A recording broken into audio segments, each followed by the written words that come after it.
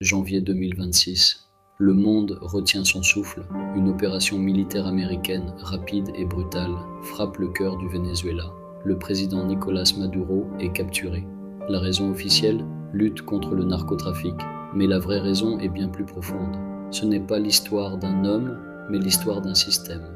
L'histoire d'un roi menacé sur son trône, le dollar américain. Et pour comprendre comment nous en sommes arrivés là, il faut remonter le fil d'une guerre économique qui ne dit pas son nom. Face à une guerre économique, l'administration Trump choisit la guerre tout court. La cible est toute trouvée. Le Venezuela, un pays riche des plus grandes réserves de pétrole au monde et déjà affaibli par des années de sanctions américaines. Et cette fois, pas d'hypocrisie. Donald Trump annonce la couleur. Nous allons diriger le Venezuela, dit-il. Il parle de réquisitionner 30 à 50 millions de barils de pétrole. L'argent sera contrôlé par moi, affirme-t-il.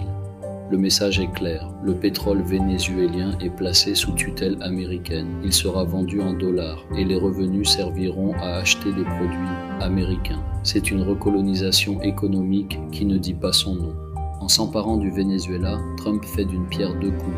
Il reprend le contrôle d'une manne pétrolière pour la réintégrer de force dans le système dollar et il envoie un message brutal à toute l'Amérique latine. Défier Washington a un prix. La doctrine Monroe, l'Amérique aux Américains, est de retour. Ce qui se passe à Caracas résonne avec une force particulière à des milliers de kilomètres de là, en Afrique. Pour des pays comme le Mali, le Burkina Faso ou le Niger, qui ont récemment pris leur destin en main en se tournant vers de nouveaux partenaires comme la Russie, l'histoire vénézuélienne est un avertissement glacial. Leur crime, le même que celui du Venezuela, posséder des ressources stratégiques et vouloir en disposer souverainement. Oser rêver d'un monde multipolaire où l'on peut commercer avec qui l'on veut, que ce soit la Chine, la Turquie ou la Russie. La leçon vénézuélienne est brutale mais essentielle. Premièrement, la souveraineté sur les ressources est une bataille. Sans une capacité de défense robuste et une économie solide, vos richesses peuvent devenir votre plus grande malédiction.